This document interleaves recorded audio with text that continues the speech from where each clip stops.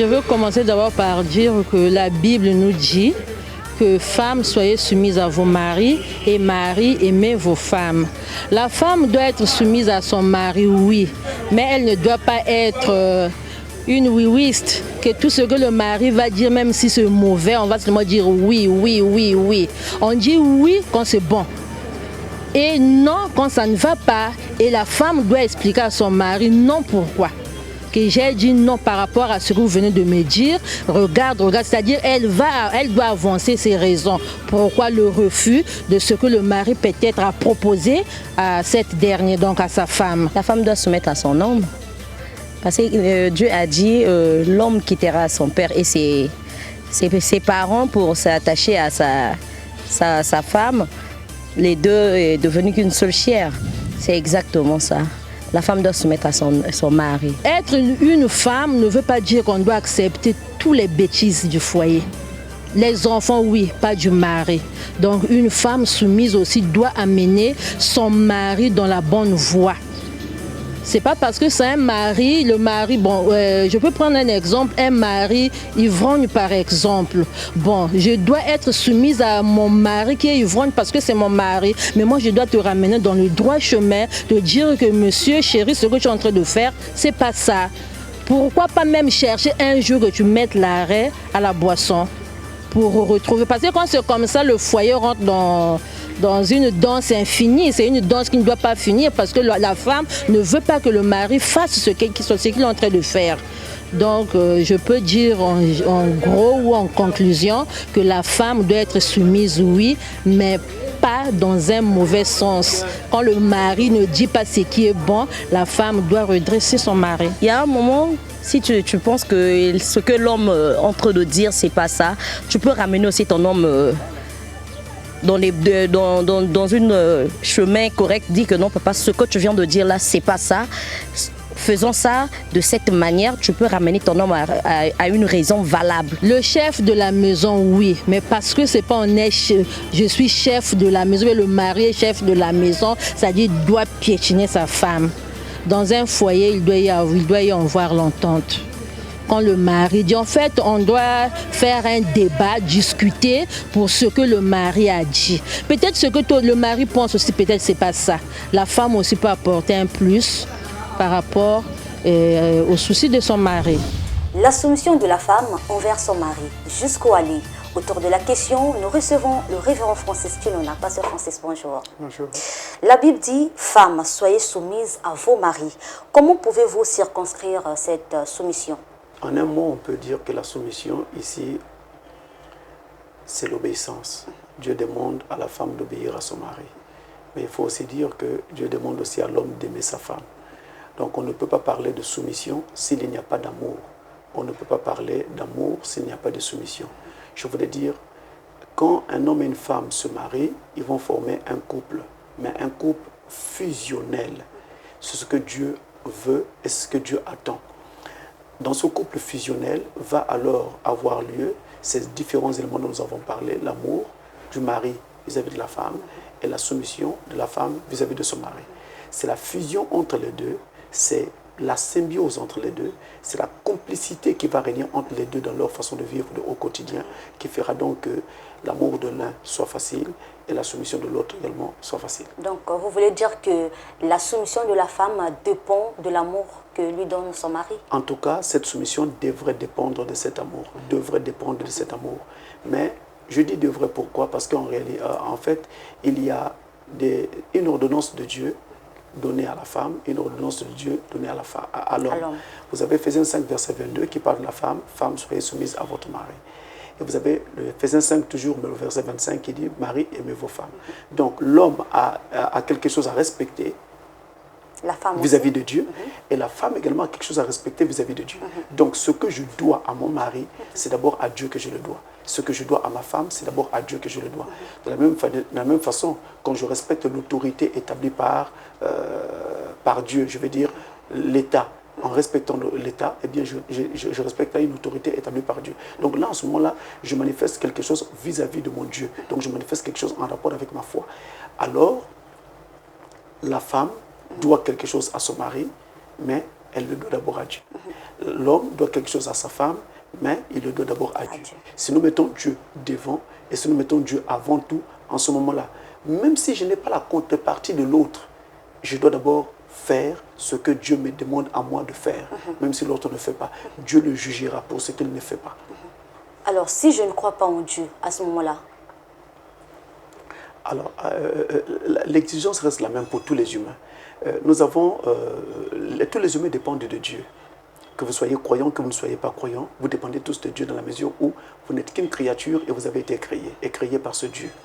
Et dans la Bible, nous avons l'Ancien et le Nouveau Testament.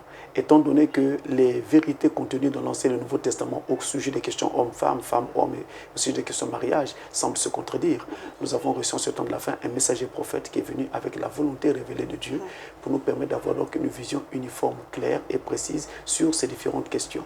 Voilà pourquoi il a été dit dans ce temps de la fin par ce messager prophète William Marion Branham que l'enseignement sur mariage et divorce devrait être joué dans les tribunaux pour permettre aux gens, à tout le monde, d'entendre ce que Dieu a dit dans ce temps de la fin. Donc, d'écouter la volonté révélée de Dieu. C'est pourquoi cela concerne tout le monde. Alors, pasteur, si la femme doit toujours se soumettre à son mari, où est donc sa liberté? Alors, la soumission de la femme ne veut pas dire qu'elle perd son humanité. Ici, la soumission devrait être une question de complicité entre les deux, entre l'homme et la femme. Vous aimez tellement votre femme que votre amour sur elle laisse un impact et l'oblige alors à vous soumettre toutes choses, donc à se soumettre à vous. Elle ne peut pas aller quelque part sans vous le dire au préalable. Elle ne peut rien engager sans avoir votre accord au préalable. Elle ne peut absolument rien faire sans avoir votre accord. Mais cela ne veut pas dire qu'elle perd son humanité, parce qu'elle a toujours un mot à dire, dans le sens que dans la maison, au moment où vous voulez vous engager dans quelque projet que ce soit, elle a ses propositions à faire, elle a son mot à proposer, etc., etc. Donc, elle ne perd pas son humanité.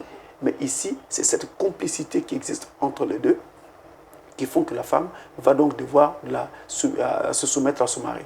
Mais l'homme aussi, en contrepartie, ne doit pas aigrir sa femme et doit lui donner suffisamment d'amour au point où il montre comme s'il était en train d'aimer sa propre chair. Car de toute évidence, il est établi depuis le commencement que l'homme et la femme, quand ils sont mariés, ils ne sont plus qu'une seule chair, ils ne sont plus deux chairs, juste qu'une seule chair. Et comme vous ne pouvez pas maltraiter votre propre chair, alors vous ne devriez pas, vous ne pouvez pas maltraiter votre épouse. Alors, pasteur, dans le cadre de l'intimité, si la femme se sent fatiguée, doit-elle toujours se soumettre? Si un homme à qui sa femme dit « je suis fatigué, je suis indisposé, je ne peux pas, je n'ai pas l'esprit à ceci », et que cet homme se mettait à battre sa femme ou à lui dire « tu n'es pas soumise », alors là, il y a un problème avec cet homme. Ou il est malade, ou il doit avoir une déficience mentale, il y a quelque chose qui manque à cet homme. Parce que vous devez savoir que c'est d'abord un être humain, elle n'est pas un objet. Si vous prenez votre femme comme étant une poupée avec laquelle vous devez jouer tous les soirs ou tous les jours, en ce moment-là, vous devenez un sadomasochiste. Vous devenez plus que cruel. En ce moment-là, vous chosifiez la femme. Elle n'est plus qu'un objet, un simple toy, comme on dit en anglais, donc un objet avec lequel vous jouez. Un sexual toy, donc un objet sexuel. Un jouet sexuel comme ça avec lequel vous vous amusez tout le temps. Ça ne devrait pas être le cas. Parce que là, vous enlevez à la femme sa dignité, vous enlevez à la femme toute la valeur de son être. Or, avant qu'elle ne soit votre épouse, vous devriez savoir qu'elle est d'abord une fille de Dieu, tout comme vous êtes un fils de Dieu, et ensuite, elle est un être humain à part entière, et pas un être humain entièrement à part. Mais l'homme a le dernier mot aussi. La femme, c'est bien, elle a suggéré, elle a dit qu'elle est fatiguée, mais l'homme veut quand même, voilà. Est-ce que ça ne lui revient pas de droit, en fait? Qu'est-ce qui lui revient de droit? C'est vraiment très méchant que de parler comme ça. On ne devrait pas entendre ça de la bouche d'une femme. Rien ne lui revient de droit. C'est vrai que la femme appartient à son mari, mais la Bible dit aussi que l'homme aussi appartient à sa femme. Personne ne s'appartient à lui-même. Donc, tous les deux, vous êtes ensemble. Alors, qu'est-ce qui se passe? On doit simplement se comprendre, étant donné que l'autre aussi est une personne, et une personne qui peut être fatiguée, une personne qui peut être malade. Tout comme vous pouvez être fatigué, vous pouvez être malade, et vous pouvez être indisposé, ou même simplement indisponible. Et acceptons cela. Et donc, on attendra la prochaine fois quand vous serez disponible. Maintenant, le problème, si chaque fois vous êtes indisposé, vous êtes indisponible, lundi, indisponible, mardi, indisponible, mercredi, indisponible, donc, à jeudi, répétition. indisponible, vendredi, indisponible. Là, en ce moment-là, vous allez pousser votre mari à aller voir dehors. Ne vous plaignez plus. Alors, il n'y a pas de loi sans exception. À quel moment la femme peut s'en passer de la soumission vis-à-vis de son mari? Alors, normalement, la femme est censée être soumise à son mari. Point. C'est l'écriture. Oui. Mais nous devons savoir qu'il n'y a pas de loi sans exception, comme vous l'avez dit. Je me rappelle toujours de cette belle histoire qui s'est passée à l'époque de la Shoah, donc l'Holocauste, quand les Hébreux étaient comme ça soumises aux chambres à gaz et autres à l'époque d'Hitler. Donc, les femmes qui couraient ça et là pour se cacher à différents endroits, elles avaient des problèmes. Quand elles se retrouvaient enceintes, qu'est-ce qu'il fallait faire? Puisque ces enfants étaient systématiquement tués. Donc, garder un enfant pour le mettre au monde et le voir être arraché par les bourreaux pour être tué, qu'est-ce que ça pouvait faire à une femme? Alors, quand on se retrouvait enceinte dans ces conditions-là et pendant ces périodes, qu'est-ce qu'il fallait faire? Fallait-il garder cette grossesse ou l'enlever? La loi de Dieu interdisait de supprimer les grossesses. Pendant ce moment-là, en ce moment-là, ce n'était plus la Torah qui était appliquée. En ce moment-là, c'est le rabbin qui courait ça et là avec cette foule de juifs qui devaient donc statuer sur la question et répondre qu'est-ce qu'on devait faire. Donc vous voyez qu'il y a des cas pour lesquels on doit donc devoir regarder. Et on ne peut donc pas appliquer la parole de Dieu ou la loi de Dieu aveuglement, mais elle doit s'appliquer avec sagesse. C'est la même chose qui se passe dans nos tribunaux. Vous allez voir quelqu'un qui a commis un meurtre, mais qui est pourtant à la fin du procès est acquitté. Parce qu'il est démontré qu'il n'était pas dans tous ses sens lorsque le meurtre a été commis. Il était malade, il était hors de lui. Donc il y a des conditions qui jouent en sa faveur et voilà le meurtrier qui est comme ça acquitté. C'est pour dire que lorsque nous sommes dans une situation où la femme est, par exemple, en grand danger de mort, vous avez votre mari qui est tellement méchant qu'il risque de vous tuer. En ce moment-là, vous ne lui levez plus soumission. Dans ces conditions-là, il y a des choses que vous allez devoir faire sans l'en informer. Lorsque vous avez affaire à quelqu'un qui est alcoolique, alors je vais dire alcoolique, vraiment, je ne sais pas, au 7e degré. Donc vraiment, c'est, on va dire, une dame Jeanne vivante. Dans ces conditions-là, un tel homme n'a plus sa tête sur la tête et sur les épaules. Il voltige dans les nuages. Donc il est tout le temps dans la vague.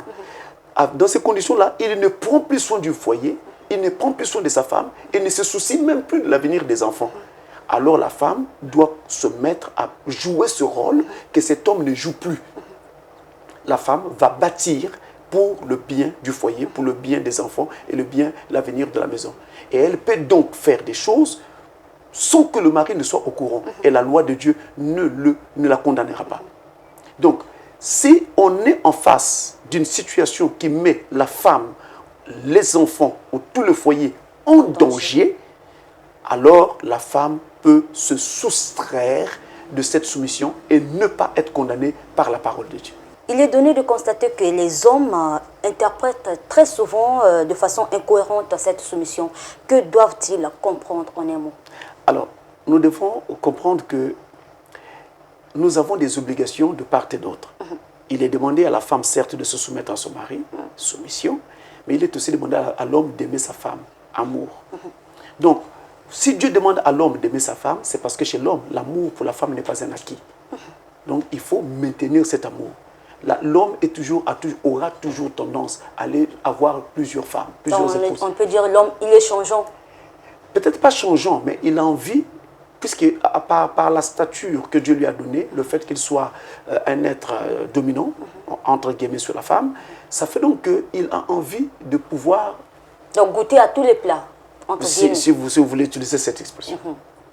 Mais par contre, la femme, quand elle a aimé, elle se livre, elle se donne. Parce que quand elle se donne, c'est tout son être. J'ai envie de dire tout son être qu'elle donne. Elle donne son corps, elle donne son esprit, elle donne presque tout. Alors en ce moment-là, son amour est très attachant. Or, l'homme, son amour n'est pas très attachant. Ce n'est pas très souvent le cas. L'homme va t'aimer, mais il peut aussi aimer une autre. Il peut aussi aimer une troisième, une quatrième, une cinquième.